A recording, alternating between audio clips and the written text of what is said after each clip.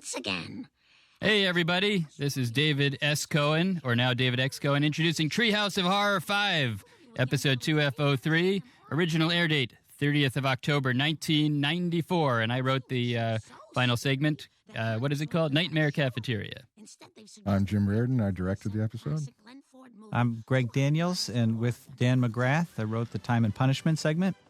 David Merkin, executive producer and showrunner. This is Matt Groening, creator of Dr. Zoidberg. Hey. Co-creator. Here we go. Wait, I'm already in dispute. David Cohen created Dr. Zoidberg. Let's not torture people with Futurama stuff. This is a Simpsons commentary, guys. Is this the only time we did a live action piece in all of the Simpsons? I was very angry at Congress, and this is a lot of again, I've talked about this before. Yeah, again. You're always angry. When they try and censor us, which, would be death to the Simpsons people. If you like censorship, there'd be no Simpsons. They were talking about all the violence and everything, and we said that they were so worried about this year's show, which is probably the most intense, disturbing Halloween show ever, this one. That we actually cut to a black and white wagon train-esque picture. Do we ever go to live action any other time? Yes, because I wrote it the 3D Homer. Yes, I directed that live action piece, but I mean just a piece of stock footage. I don't know if we've ever used it. I don't think so. But anyway, yeah, we filled this full. I really tried to just cram the show because again, very angry about any idea of censorship, especially in a comedy like this, where the violence is not real. It's fun. Tried to cram it with as much blood and guts as we ever did in a show. And I also believe that the Halloween shows should be scary as well as funny. And I think that's the greatest combination is when people are scared and laughing, screaming and laughing simultaneously. Yeah, I have a little note about the opening sequence. There was that tombstone that said humorous tombstones on it, which was because the writers had all gotten tired of making up the actual humorous tombstones of people whose careers were over and stuff like that. Yes, and in fact, the year before, I don't know whether we mentioned that, but on the 5th season, we have violence on television, and then we had bullet holes hit the tombstone, and the tombstone bled. And we just got so tired of writing those. Well, there were also, if you'll recall, by this time, many people had left the Simpsons and gone on to create their own shows. Some of which were very successful and others which weren't. And we used to put on the tombstones the canceled shows from previous seasons. Yeah, so Police Fish and all that, yes. Greg Daniels, creator of King of the Hill, is here today. Why don't we... what's happened with King of the Hill, by the way, if I may raise that delicate issue? This is the scariest question ever. We're still on. There you go. A little bit of sweat on his brow, but he's... In season 20, if you're another couple of years, you can get put a Greg tombstone. Daniels by bringing that back.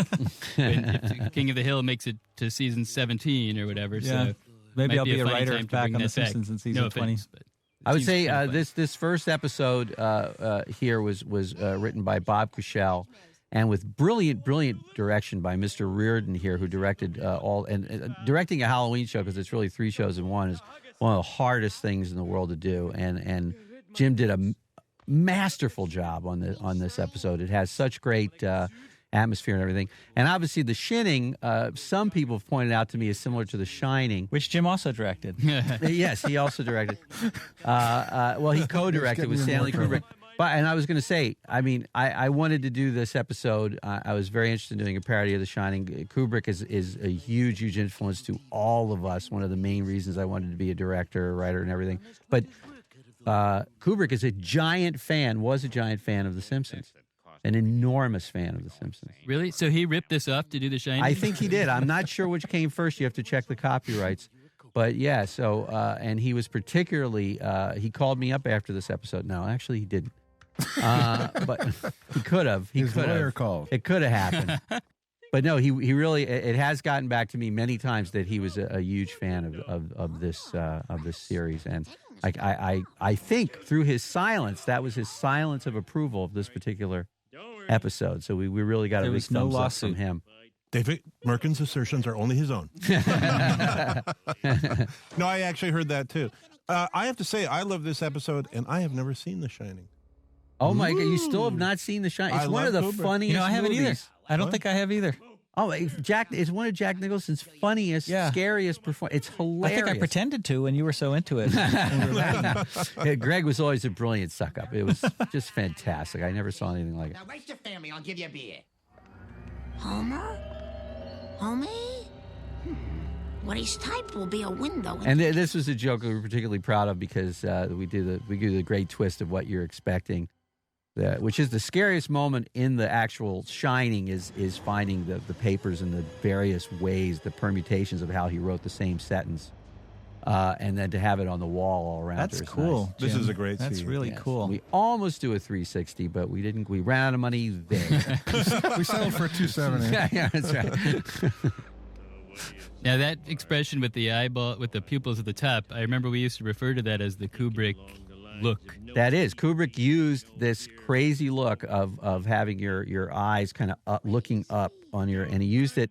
I guess it really started in Strangelove when people went crazy to look like that, and then it's true. And then in 2001 when he went through the Stargate and goes insane, he gets that look. Alex had that look in Clockwork Orange, and then I don't know if that look actually happened to Barry Lyndon. But it then resurfaced in Full Metal Jacket when that guy went crazy. So every time Kubrick had someone go crazy, he made them do the exact same look. Hold your eyes, put your head down, and look up. And by the way, if you want to look professionally crazy, that's the trick. Actually, I'm impressed that Mars can carry Homer. yeah, I know. Yeah. It was, that expression did appear in Barry Lyndon, actually, because I saw it recently. There was a big army scene. There were about 7,000 guys on screen, and I noticed this one guy near the back had that expression on his face.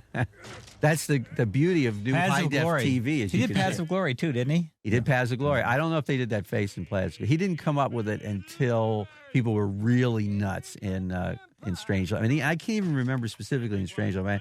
The first time I really noticed it was 2001.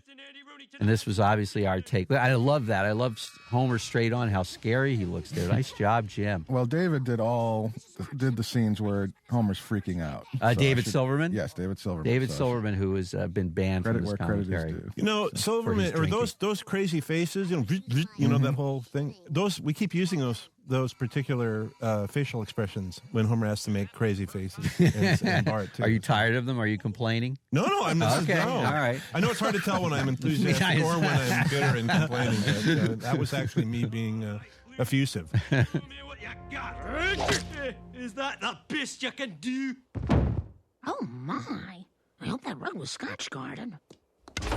Must kill family. The exact shot from The Shining, right, Jim? That was Which was parts of it were filmed in Oregon. That's right. All of Matt Groening and myself. But most of that lodge all was in Pinewood Studios in England, and even for this. Oh, precious TV. What was the name of the lodge? Multnomah Lodge? Skyline Lodge. The real one up on lodge? Mount Hood. I can't remember the Mount name of Hood. it. My dad made a movie out of it in 1959. Oh, The original Homer. Kubrick obviously. What, ripped it. you mean a documentary? He made or? a little promotional film about that lodge. Wow. Yeah. Wow. And about how everyone gets killed there and all that. Yeah, exactly. Yeah, Premonition. It's fantastic. unbelievable. Wow, see, it all connects up. I will say, when Homer was making those crazy noises and everything, those were very Charlie Callis-esque. There are certain when you hear that, that's the great. Yes, the great, kids love Charlie Callis. he's That's still why the we use hottest those thing. references. He's It's just pandering to the youth audience. it will. We predict that he will supplant Will Ferrell in a year and a half from this date, 1995. You look, it'll happen. Oh, that was What scary. happens? Oh, yeah. All right, Has the this- show started? Oh, There we go. This is the one written by Greg and Dan, right? Yes. I have to. This is possibly my favorite thing in this whole episode. Is this moment right here coming up? Your hand is jammed in the toaster! But you know, it's a great beginning, and I love this whole sequence. And then I love what happens because he gets relaxed and he sits down, Dan's. and it happens Wheezing. again. So It's not that we're low on ideas. Okay, I remember when we were writing this episode, and I pitched that the way he travels in time is that he jams his hand in the toaster, and I was shouted down. Oh, that's too and ridiculous! Again, we shout you down yet again. It's that's over. Change it. It can still be changed. No, I actually thought that this was fantastic because the time that he's gone is always the length of time of a piece of toast. What the? I like the way. Oh, yes, that's right. You wrote it like that, didn't you? And we go. So this is a parody of a famous Ray Bradbury story. Okay, now what did you change that line for? That was a great line, the original line, non-Brazilian. What does that mean? It was originally the first non-fictional Non-fictional. character to travel Yes. back in time. But then there was a Brazilian character who traveled back in time, and we had to be accurate. Well, no, what was it? I think I remember we pitched on that joke for like 3 hours one day, and with things that don't necessarily make sense when you haven't pitched on the joke for 3 hours seem very funny after 3 hours of other jokes. Oh, so have was gone this by. arbitrary and weird? And I really, I remember really it thought at there all. was a Brazilian character. I like non-fictional. I like the other. We should dig that up and put that back in. I won't destroy the future. Stupid bug! You go squish now! The other thing is we saw Peabody and Sherman, which to you crazy kids out there, that's a real old reference that a lot of people don't remember, but they're from that fantastic Bullwinkle show, or Rocky and Bullwinkle, depending on which version you talk about, and an enormous influence on The Simpsons because that was a cartoon that was written by real clever, smart comedy writers for adults, and kids were just along for the ride on that. Idly ho, slaverinos. Oakley dokley. Hey, what the hell is that geek Flanders doing on TV? Obviously, that coming up out of the floor was a little bit of Terminator, also a little bit of a reference to was it? It wasn't Time Bandits, was it? What about Time Bandits? Somebody comes out of the floor in Time Bandits too. It's one of the Love Time one of the Bandits. images. Big Terry Gilliam fans. Big Terry Gilliam fans. What a great visual line there. Okay, Some everybody. very disturbing. I absolutely love how disturbing this looks. It's just fun, and I think it was George's line. Just to relax and let the hooks do their work. Yeah. Yeah, I think that was George Meyer. All that smiling didn't cheer you up.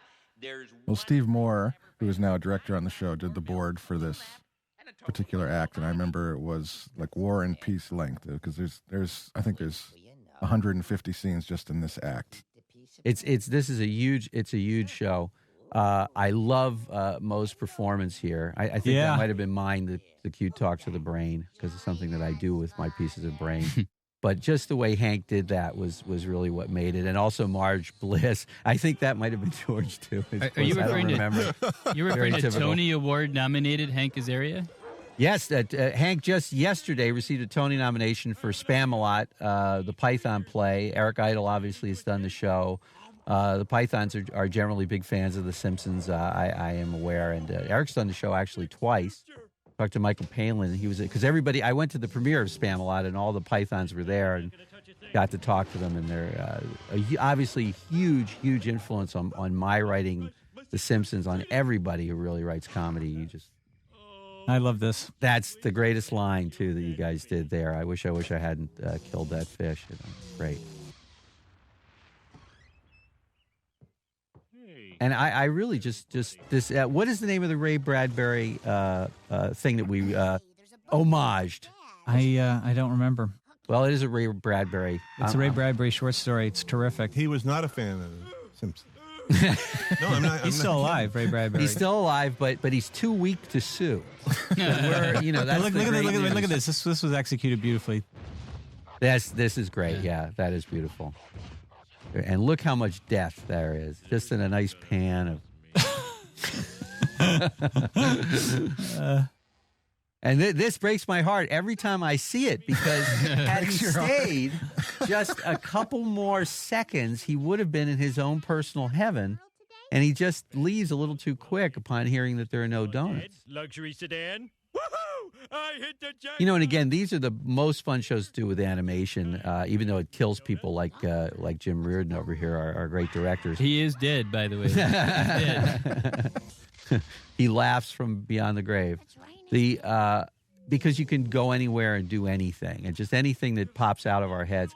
This is also something I'm very proud of that we did in this series. Is we have Willie appear in each episode and be killed in identical ways in each episode. And I think it's the only time we've jumped all 3 episodes and had all 3 parts of a Halloween show and had some continuing thing. I love the way this is animated. Yeah, and that was James Earl Jones, He killed that was. I should point something out here that in the That original was James Earl script, Jones. one of the things that the house was supposed to turn into was the Simpson house made out of squirrels. I think that was Dan. Our background designer spent a day and a half drawing 1,000 squirrels to make the house, and then it got cut.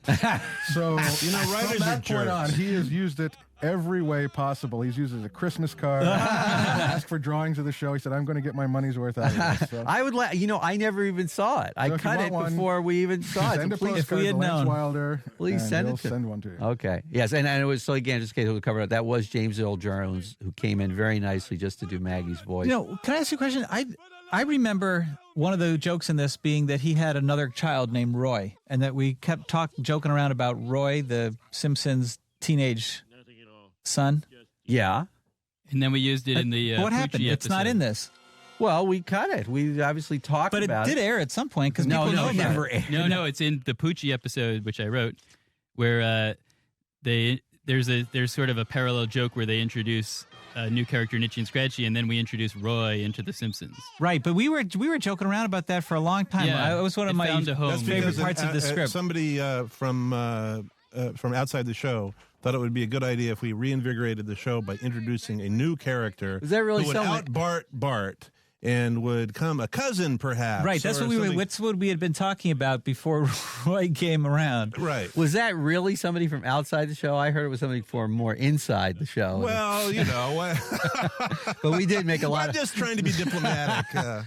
Powder keg waiting to go off in an explosion of unacceptable behavior. Don't bitch to me, boss man. Thanks to the latest budget cuts, I'm down to using grade F meat.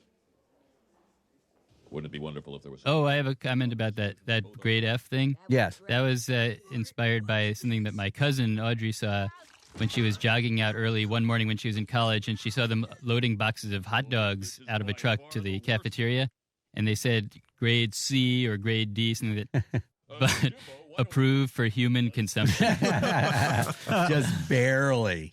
By the way, speaking of maple syrup, grade B maple syrup Jesus. is superior to grade A, in my opinion. Oh, is that right? All right. Keep that in mind. Keep it in people. mind. More impurities. Boy, are these sweeter and commentaries... There's helpful hints, so too. No, helpful. I'm telling you. The sweet ants in it make it so delicious. Let's, May I yak a bit about this episode? Yes, I'm 'Cause gonna I took a few introduce notes here. you. You prepared for this. This is I had hired David Cohen onto The Simpsons, and something I still regret, but it happened. He's right here. Oh, he's right there. No, he was such a great addition to the show. Of course, coming from Harvard, you have no choice but to hire the people from Harvard. It's some sort of thing in the contract. But this was his very first thing, and we came up with the idea in the room, the idea of the students being cannibalized by the teachers. And we looked for volunteers to write it, and David jumped right up, and he did an amazing job on his very first script. I was very, very impressed, and I am a kind of a son of a bitch about that. So good job, David, and take it away. Well, thank you, and thank you for hiring me. I may publicly say here on TV or whatever we're on. What are we on? Can you tell them Who what knows you what did we're on? before? Do they? I all- was in graduate school at Berkeley studying computer science before this, and I wrote for Beavis and Butthead several episodes. That was my TV resume prior to The Simpsons. Very impressive. A couple things about this episode. The title Nightmare Cafeteria, as everyone will remember, was based on the short-lived Wes Craven TV series Nightmare Cafe. Does anybody remember that? 1992. Yay, that was a great series. And here's a couple other entertaining things, perhaps.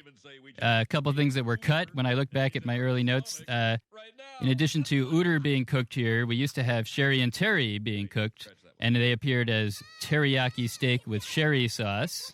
And then this scene right here had something which I think was very funny, which got cut. And it involved Homer. And as a result of it being cut, Homer does not appear in this segment, which it may be another Simpsons first. Yeah, Homer is not in this particular Always Halloween a wise segment move at all. to not put That's Homer correct. in a Simpsons episode. We were very ballsy previously here, then. they ran into the parents, and Bart and Lisa said, "Mom, Dad, they're cooking children in the cafeteria." And Homer went, children. And Lisa was shocked and said, "Dad, even you don't eat children." Whereupon Homer launched into this speech. No, unfortunately, there are certain laws that we must follow as humans, but I have my dreams. Pan-fried Millhouse, batter-dipped Millhouse. I've even written up a book of Millhouse recipes. Nothing illegal about that. His parents weren't crazy about it when I showed it to them, but they're small-minded people. And there's where that joke wound up, is her reading The Joy of Cooking Millhouse. Yes. So we took that out. Salvage. And by the way, I don't claim credit for that line. It came from the pitch out. So kudos to whoever wrote that. Whoever did that, which is probably a combination of 10 people, right, Greg? I think I did all the prepositions in that speech. That was my specialty. When we needed an at, we would always. Is this a good place for an at? Now, this is a particularly dark episode, and this I found this incredibly disturbing. And here's Willie's final death. We kill Willie 3 times. I'm so proud of that. And he says, I'm not good at this, and goes. And what's really good is we kind of study here. I love this cycle, by the way, of Bart. That always makes me laugh. It goes on too long. He isn't listening very well, is he? But Jim knows how to make us laugh, see? But we actually have a dialogue here that references the fact that, the Simpson children do not die, that the heroes don't die, but we take great pride in killing them in this horrible number way. of weird angles and cuts in this. Well, very visual. Yeah, we really pushed all the perspective once they bring out the blender. No. And then it just turns out to be a dream. Now, this is completely based on the thing that scared me the most when I was a kid. It was a show from the radio called Arch Obler's Lights Out, just a radio show. But right when stereo came out, they released an Arch Obler album called Drop Dead. And my brother, who's 13 years older than I am, got it, and he had it in the house. It was really scary. And the scariest thing on it was a thing called the dark, was the smoke that came in and turned people inside out like that. And it was fantastically scary to picture that in your mind. They just used a rubber glove on a mic, going, and then the people would wake up inside out, and they go, and you just had nightmares forever. So I thought it would be great to actually turn The Simpsons inside out, but then to take the gore away, to kind of do a dance number based on one, and we do this very sick, bloody dance. And then that wasn't evil enough. We added the dog coming because now their insides are on the outside, that he'd be interested in their meat, and he can't help himself, and he eventually drags Bart away.